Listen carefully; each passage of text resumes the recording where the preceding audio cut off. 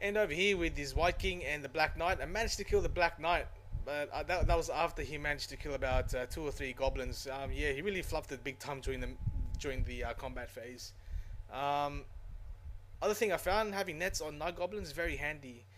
As long as you don't roll a 1, you negate their strength by 1 for the entire close combat phase. And I think him only having strength 5, well, it wouldn't have made a difference really because he was still wounding on 2s. But having strength 3 only for his White King made a big difference. And and that includes the mounts as well, the horses. So yeah, that was a big time play. In the end, I did manage to win the close combat as well, and it was just enough for me to pop the White King. You can see in this picture, he's put both his Crypt Ghoul units as well into the forest, and I mean this is the advantage of recording games, taking photos. It's to learn from your mistakes and other players' mistakes as well. And in this case, Steve did recognize his problem and his mistake. So for all you aspiring vampire players and generals out there, this is another reason why the deployment phase of the game is very important as well. Just knowing where to put your units. But yeah, like I said, I mean, this is the reason why I do these battle reports. Is so myself and my opponent can learn from our mistakes. And during this photo is also the start of my turn 3, and I've charged my Wyvern into the flank of the Skeleton Warriors, and all his characters are within range of Shaggy's Screaming Sword, so was getting all those healthy attacks. So my magic phase pretty much did nothing for me, as it always does. Shooting didn't do that much. Misfired with the rock lava, but I didn't kill it. Didn't kill any crew. Rolled a 4+, so it was just the dud shot. So the close combat phase, Black Orc War Boss has absolutely gone nuts and knocked off like eight skeletons all by himself, and the Wyvern wasn't no slouch either. Took out 2 skellies, which is not too bad. Did manage to win combat. Oh, and another thing, the giant. What he's done is dumped the Vargulf with his club and done 7 wounds. And in return, Steve couldn't save any of them with regeneration and managed to kill him out. So the Vargulf was dead. The Skeleton Warrior went pop. Skeleton Warriors went pop. And chose to overrun with the Lord.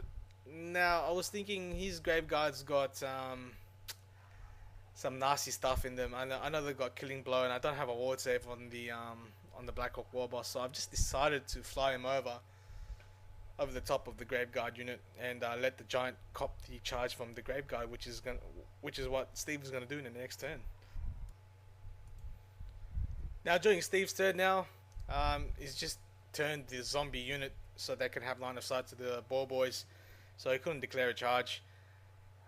He's tried to cast Van Hells onto that unit, but I was dispelling it every time he tried to cast it.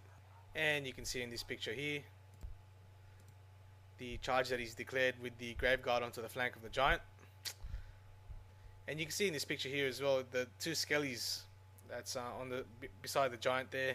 Those are actually the skeletons that he picked up in the first round of combat between the skeleton unit, which was earlier on.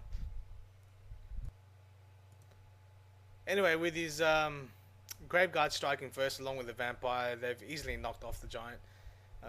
They have the banner, which gives them +1 to hit, so they were hitting on 2s, and he's rolled quite a few 5s, which is what he needed to knock off the Giant. And you can see in this picture, that's the arrow that the Giant falls over.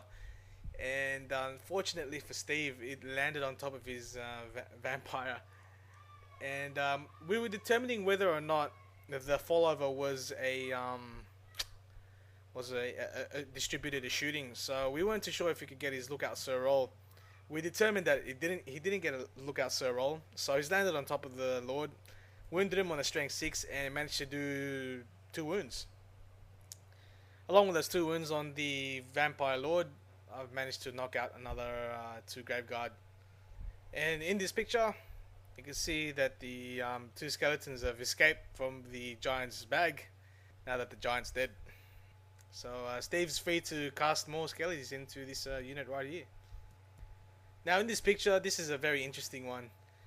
because this skeleton unit, well, actually it was a zombie unit, um, with the summon undead horde. He's raised 6 zombies during his magic phase, and using his banner, which gives a unit Van Hills. It's only power level 3, and I had 2 dice to spare. And when I rolled to try and dispel it, I rolled Snake Eyes. So that was pretty bad, and they charged in. I did win the combat because he managed to fluff the attacks big time again. Didn't cause any wounds into my Goblin Big Boss, so I did manage to crumble that unit in the end.